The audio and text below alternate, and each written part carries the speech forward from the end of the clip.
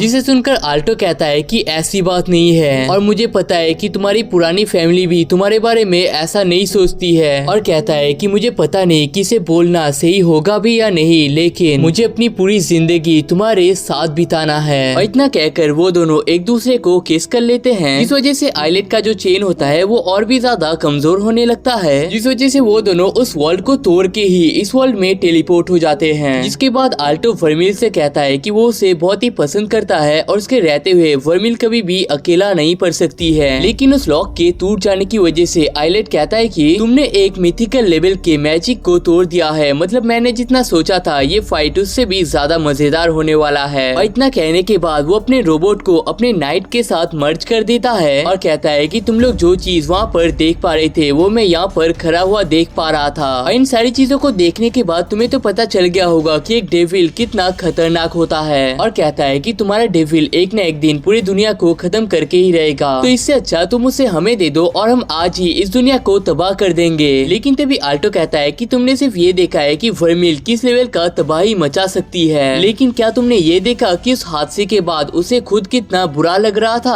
और कहता है कि उसे पता है कि वर्मिल यहाँ पर कोई भी गलत काम करना नहीं चाहती थी, इसलिए वो उसे यहाँ पर प्रोटेक्ट करने ही वाला है। जिसके बाद आल्टो और वर्मिल अपने पावर को एक्टिवेट कर लेते हैं और तभी आइलेट भी अपने नाइट को एक्टिवेट करके कहता है कि तुम दोनों इसके लिए पछताओगे। इतना कहकर लाइटनिंग बॉल को फेंक देता है। लेकिन तभी आल्टो और वर्मिल अपने पावर्स को मर्ज करने लगते हैं और उन दोनों के पावर की मदद से एक जायंट क्रिस्टल को यूज कर लेता है और वो क्रिस्टल सीधा उस नाइट को तोड़ देता है। जिसके बाद आइलेट अपने अगले अटैक को तैयार करने लगता है और कहता है कि मैंने सोचा नहीं था कि तुम दोनों इतनी देर तक टिक पाओगे। लेकिन तभी यहाँ पर हेलियोडोर पहुँच जाती है और ये वही लड़की है जिसने बाहर टेलीपोर्टेशन मैजिक को लगा रखा था। और इसे देखने के साथ ही आल्टो समझ जाता है कि ये भी प्लेटिनम रैंक की ही कोई इमेज है। लेकिन तभी हेलियोडोर कहती है कि वो अपने पावर को ज्यादा देर तक रोक के नहीं रह सकती है, जिस वजह से उन दोनों को यहाँ से बाहर जाना होगा। जिस पर आइलेट कहता है कि हमारा टाइम इतनी जल्दी खत्म हो गया। जिसके बाद आइलेट अपने पोर्टल की तरफ जाने लगता है और कहता है कि इस बार तो तुम जीत चुके हो, लेकिन अगली बार तुम जीत नहीं पाओगे। और इतना कहकर वो उस पोर्टल की मदद से चला जाता है। लेकिन तभी हम देखते हैं कि इस पूरे टाइम पर फेरी आल्टो और वर्मिल के पास ही खड़ी होती है और हमें पता चलता है कि इस फेरी का नाम फातिमा है। और तभी फातिमा आल्टो से कहती है कि अगर तुम वर्मिल का साथ देते हो तो ये पूरी दुनिया तुम्हारे खिलाफ जा सकती है, तो क्या तुम इसके लिए तैयार हो। जिस पर आल्टो कहता है कि उसे कोई प्रॉब्लम नहीं है। जिसके बाद आखिर में फातिमा कहती है कि वर्मिल मेरी बहुत ही पुरानी और अच्छी दोस्त है, तो उसका अच्छे से ध्यान रखना। और इतना कहकर वो यहाँ से चली जाती है। और इसी के साथ यहाँ पर जो टेलीपोर्टेशन मैजिक चल रहा था उसे भी वो फेरी पूरी तरीके से खत्म कर देती है। जिसके बाद वर्मिल कहती है कि उसे पता ही नहीं था कि फातिमा ने उसे इस बुक में कैद किया था। लेकिन आल्टो कहता है कि अगर उसने तुम्हें कैद नहीं किया होता तो मुझे तुम्हारे साथ मिलने का मौका ही नहीं मिलता। और तभी यहाँ पर मार्कस, चार्लोस और लिलिया भी पहुँच जाती है। अब इसके बाद हम देखते हैं कि आल्टो यहाँ पर जेसिका के साथ स्वॉर्ड फाइट कर रहा होता है, जिसमें वो बहुत ही बुरी तरीके से पिट रहा होता है। और तभी क्रिस भी उसे बहुत ही बुरी तरीके से मारने लगती है और कहती है कि मैं तुम्हें जेसिका से ज्यादा अच्छा ट्रेनिंग देने वाली हूँ। और ये भी कहती है कि मैजिक के बैटल में तो तुम मुझे आसानी से हरा सकते हो, लेकिन जब बात हैंड टू हैंड कॉम्बैट की आती है तो तुम क्या, तुम्हारा बाप भी मेरा सामना सामना नहीं कर सकता है। जिसके बाद हमें पता चलता है कि आल्टो ने ही इन्हें ट्रेनिंग के लिए रिक्वेस्ट किया था और इन सब के बाद भी वो कहता है कि वो अपने ट्रेनिंग को कंटिन्यू रखना चाहता है। लेकिन तभी जेसिका कहती है कि तुम मैजिक में तो ऑलरेडी इतने स्ट्रॉन्ग हो तो तुम्हें फिजिकल में भी स्ट्रॉन्ग होने की क्या जरूरत है। लेकिन तभी आल्टो को याद आने लगता है जब उसने फातिमा को कहा था कि वो किसी भी कीमत पर वर्मिल का साथ देने वाली है, जिसके लिए उसका स्ट्रॉन्ग होना बहुत ही जरूरी है। और ये बात वो जेसिका और क्रिस को भी बता देता है और कहता है कि इसी वजह से वो अपने आप को स्ट्रॉन्ग करना चाहता है। लेकिन इस चीज को सुनने के बाद जेसिका उससे बहुत ही इम्प्रेस हो जाती है। जिसके बाद आल्टो यहाँ से जाने लगता है और तभी उसे याद आता है कि क्रिस ने उससे कहा था कि उसके टेक्निक्स में काफी सारी गलतियां हैं और सोचता है कि अगर उसके अंदर गलतियां हैं तो इसका मतलब ये है कि वो उन्हें सुधार कर और भी ज्यादा पावरफुल बन सकता है। जिसके बाद रात में फिर से आल्टो वर्मिल से माना को ले रहा होता है, लेकिन तभी वो पहली बार नोटिस करता है कि वर्मिल उससे शर्मा रही होती है और वर्मिल खुद भी कहती है कि हमें रोज रोज ऐसा नहीं करना चाहिए। जिसके बाद रात में सोने के दौरान वर्मिल आल्टो से कहती है कि तुमने मुझे पूरी तरीके से एक्सेप्ट कर लिया, ये बहुत ही बड़ी बात है और तुम मुझे प्रोटेक्ट करने के लिए अपने आप को ट्रेन भी कर रहे हो, इससे ज्यादा और मैं क्या ही सोच सकती हूँ। जिसके बाद आल्टो से फिर से किस करने लगता है और कहता है कि तुम्हें सोचने की कोई जरूरत नहीं है, तुम्हें बस मेरे साथ रहना है। जिसके बाद स्टूडेंट काउंसिल में जाने के दौरान वो सोच रहा होता है कि वो अपने आप को और भी किन किन तरीकों से स्ट्रॉन्ग कर सकता है। लेकिन स्टूडेंट काउंसिल में जाने के बाद रियुगा कहता है कि उनके गलती की वजह से ही आइलेट क्लासरूम में इस तरीके से अटैक कर पाया था और स्टूडेंट काउंसिल के बाकी मेंबर्स भी अपने गलती को स्वीकार करते हैं। जिसके बाद एलिना आल्टो से कहती है कि फ्यूचर में ऐसे और भी प्लेटिनम स्क्वायर के मेजेस के साथ हमें फाइट करना पड़ सकता है, तो क्या तुम फिर भी इस काउंसिल में ज्वाइन होके रहना चाहोगे। जिसके जवाब में आल्टो कहता है कि अगर उसे वर्मिल को प्रोटेक्ट करना है तो उसे अपने आप को स्ट्रॉन्ग करते रहना पड़ेगा, जिसके लिए स्टूडेंट काउंसिल बहुत ही अच्छी जगह है। दूसरी तरफ हमें पता चलता है कि मरकस ने अपने टेस्ट के दौरान उस पेंसिल का यूज करके मल्टीपल चॉइस क्वेश्चंस में फुल नंबर लाकर ब्रॉन्ज एग्जामिनेशन को कंप्लीट कर लिया है और लिलिया भी देखकर शॉक होती है कि मरकस का ये पेंसिल सच में काम करता है। लेकिन दूसरी तरफ हम देखते हैं कि वर्मिल फिर से आल्टो का माना ले रही होती है, लेकिन इस बार आल्टो कहता है कि हमें हर टाइम पर ऐसे काम नहीं करने चाहिए। लेकिन तभी वर्मिल उसे नीचे गिरा देती है और कहती है कि मैं तो आपकी फेमिलियर हूँ ना और हमेशा आपके साथ ही रहूंगी, तो आपको मेरे ऐसे छोटे मोटे विशेष को पूरा कर देना चाहिए। जिसके बाद वो दोनों फिर से किस करने लगते हैं और इसी के साथ ये एनिमे यही पर खत्म हो जाता है। तो गाइस अगर आपको ये वीडियो अच्छा लगा हो तो लाइक कर देना, एम करते हैं 3000 लाइक्स के लिए, और चैनल पे नए आ रहे हो तो सब्सक्राइब भी कर देना। कमेंट सेक्शन में कुछ भी लिख सकते हो ताकि इस वीडियो का रीच थोड़ा सा बढ़ जाए। और अगर आपको इस टाइम पर कोई खतरनाक सा एक्शन वाला एनिमे देखने का मन कर रहा है तो लेफ्ट वाली वीडियो पर क्लिक कर सकते हो, देखकर डेफिनेटली मजा तो आने ही वाला है।